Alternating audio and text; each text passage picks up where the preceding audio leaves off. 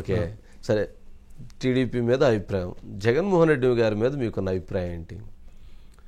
జగన్మోహన్ రెడ్డి గారు మన రాష్ట్రానికి పట్టిన దౌర్భాగ్యం.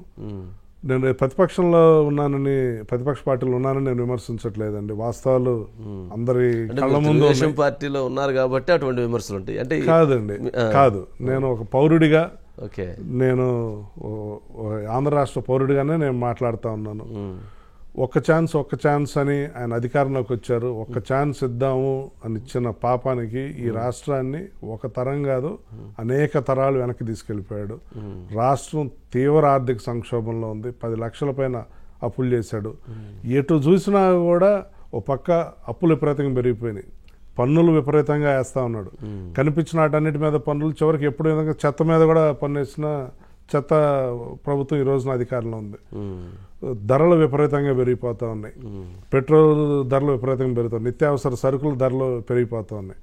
అప్పులు పన్నులు ధరలు అన్నీ పెరుగుతూ ఉన్నాయి. ఇంకో పక్క ఆదాయం 0. ఎవరు ఉద్యోగం చేసే పరిస్థితులు లేవు, ఒక ఉపాధి లేదు, ఒక పరిశ్రమ లేదు. ఉన్న పరిశ్రమలే పక్క రాష్ట్రాలకు తరలిపోయే దారుణమైన పరిస్థితులు ఉన్నాయి. పైగా అధికారంలోకి వచ్చిన తర్వాత అనేక మంచి కార్యక్రమాలను రద్దు చేశాడు. అన్నా క్యాంటీన్లు రద్దు చేశాడు, చంద్రన్న కానుకలు తీసేశాడు. ఇంకో పక్క ఈ రాష్ట్రానికి ఒక రాజధాని లేకుండా చేశాడు. పక్కన ఇప్పుడు మన పిల్లల్ని ఈ రాష్ట్రానికి రాజధాని ఏది అంటే వాళ్ళు వెంటనే సమాధానం చెప్పలేని పరిస్థితి. 4 చెప్పాలా? సుబ్బారెడ్డి గారు చెప్పినట్టు హైదరాబాద్ అని చెప్పాలా ఉమ్మడి రాష్ట్రంగా, లేదా జగన్మోహన్ రెడ్డి గారు చెప్పినట్టు వైజాగ్ అని చెప్పాలా, లేకపోతే ఈ రాష్ట్రానికి రాజధాని ఏంటి అని అంటే వెంటనే కూడా ఆంధ్రుడు చెప్పలేని దౌర్భాగ్యమైన పరిస్థితులు తీసుకొచ్చాడు.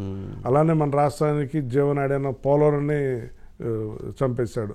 ఇట్లా అన్ని రంగాల్లో కూడా అంటే సంక్షేమం చేస్తున్నాను నేను, అదే అభివృద్ధి అనే అభివృద్ధికి దిక్సూచి ఇలా కూడా ఉంటుందని చెప్తున్నారు కదా. సంక్షేమం కూడా అది అంత సంక్షేమం చేసేది కొంత, చెప్పుకునేది చేసేది కొంత, దానికన్నా దోచేది ఎక్కువండి. 10 రూపాయలు సంక్షేమం ఇస్తా 90 రూపాయలు ప్రజలను దోచుకుంటున్నాడు. ఇప్పుడు పెన్షన్ ఇస్తున్నాను అని చెప్పేసి అని అంటున్నాడు. చంద్రబాబు నాయుడు గారు 1800 రూపాయలు పెన్షన్ పెంచారు. 200 రూపాయల నుంచి 2000 చేశారు. నేను రాగానే నేను 3000 చేస్తాడు. కానీ నేను అధికారంలోకి వచ్చిన తర్వాత జస్ట్ పెంచింది 750 రూపాయలు. అమ్మఒడి ఇస్తానంటున్నాడు. అమ్మఒడి ఇస్తానని ఇస్తా, ఇంకో పక్క నాన్నబుడ్డి పేరుతోటి మొత్తం మద్యం ద్వారా డబ్బులన్నీ పోగొడతానే ఉన్నాడు. ఇంకో పక్క నేను 2.5 లక్షలు నేను ఉద్యోగాలు తీసుకొస్తాను, వాళ్ళు రాష్ట్ర నిరుద్యోగాన్ని తరిమి కొడతాను అన్నాడు. వచ్చిన తర్వాత ఇప్పటి వరకు ఒక్క జాబ్ క్యాలెండర్ లేదు, ఒక్క జాబ్ నోటిఫికేషన్ లేదు, మెగా డిఎస్సి కూడా లేదు. ఇప్పుడు వస్తున్నాడు, ఇప్పుడు ఎలక్షన్ వస్తుంది కాబట్టి ఇప్పుడు మొదలు పెడతా ఉన్నాడు. అంటే జనరల్గా ఎన్ఆర్ఐలో అంటే ఆంధ్రప్రదేశ్ రాష్ట్రం వైఖరిలో అంటే ఎలాంటి భావంతో ఉన్నారు అంటే జనరల్గా సరే కొంతమంది జగన్మోహన్ రెడ్డి గారిని సపోర్ట్ చేస్తారు, కొంతమంది చంద్రబాబు నాయుడు గారిని సపోర్ట్ చేస్తారు. అసలు ఆంధ్రప్రదేశ్ రాష్ట్ర భవిష్యత్తు ఈ రాజకీయాలు, ఈ రాజకీయ యుద్ధాల మధ్య ఏం జరుగుతుంది, ఏం జరగబోతుందని భావిస్తున్నారు? ఎన్ఆర్ఐలు అందరూ కూడా రాష్ట్రంలో జరుగుతున్న పరిస్థితుల్లో చాలా ఆందోళనగా ఉన్నారు.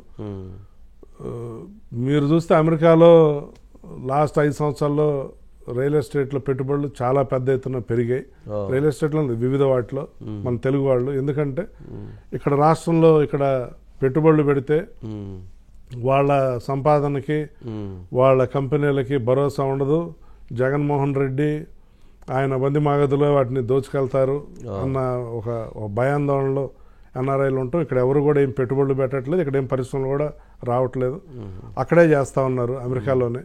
వాళ్ళందరూ కూడా చాలా బాధాకరంగా ఉంది. అందరూ కూడా ఈ ప్రభుత్వం పోవాలి, మళ్ళా నారా చంద్రబాబు నాయుడు గారు ముఖ్యమంత్రి అయితేనే రాష్ట్రానికి మళ్ళీ స్వర్ణయుగం వస్తుంది, రాష్ట్రానికి మళ్ళీ పూర్వం వైభవం వస్తుందని చెప్పేసి అంటే క్యాంపెయిన్ రన్ చేస్తున్నట్లుంది కదా. ఎన్ఆర్ఐలు కూడా ఈసారి ఎన్నికల్లో రావాలని, ఇక్కడ ప్రచారంలో పాల్గొనాలని, రాష్ట్రం విషయంలో ఒక క్యాంపెయిన్ కూడా రన్ చేస్తున్నట్టున్నారు కదా. అవునండి, ఎన్ఆర్ఐ టీడీపీ చాలా చురుగ్గా అనేక కార్యక్రమాలు చేస్తూ ఉందండి.